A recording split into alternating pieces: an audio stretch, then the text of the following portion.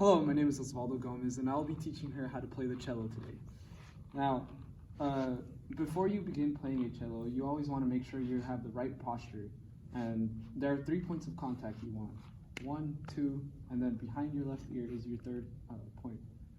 Now, you always got to make sure that the end pin, which is at the bottom of the cello, is at the right height in order for the C peg, which is behind you, to be behind your left ear.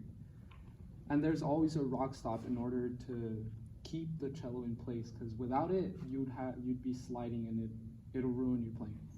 If there's any time you don't have a rock stop, you can always take off the plastic part at the bottom of the end pin and find a crack on the floor, and that'll be your rock stop. Okay, so for playing the cello, you need your bow, and before you use your bow, you want to make sure that you tighten the bow hair with the screw at the bottom of the bow, and you rosin it with this. You just apply it lightly. And what is that for? The rosin creates the friction. It gives the bow the proper friction in order to create the note on the string. Now,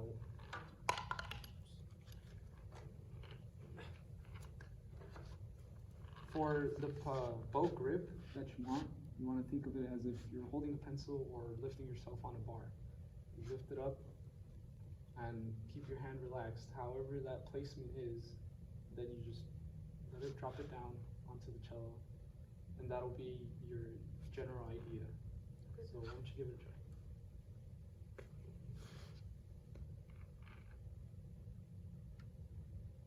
Okay, that's good.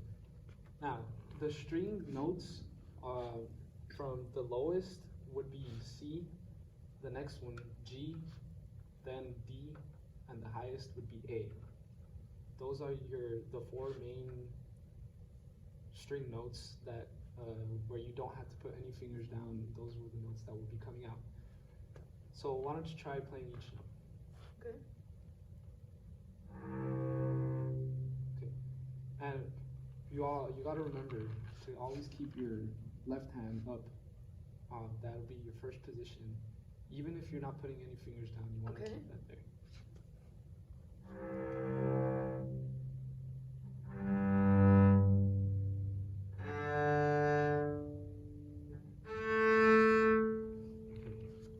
Every time you play a note, you start off with, if the marking is down, it's like a little hat. It has a big part on top with 2 lines going down. That would be called a down bow. You always go to the right from your bow. And whatever marking is first, that's what you start off with, and the next note you go on would be an up bow, unless indicated otherwise. Okay. An up bow would be a V shape. So if that marking is on the music, then you do an up bow instead.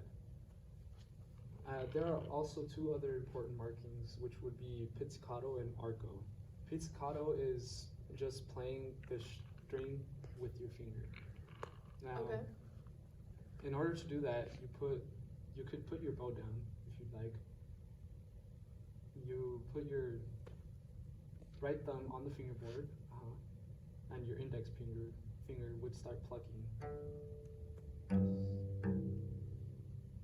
That would be pizzicato for you. Okay.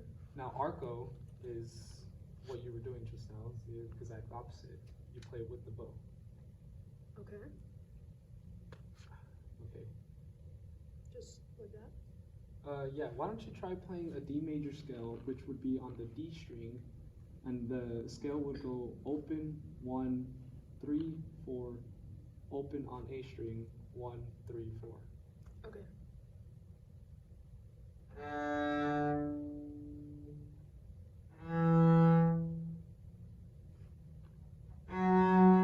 Remember what I said about the down bow and up bow. Each note is fluid. Once you go down, the next note is up. Okay. And it's constant. So it would be, and then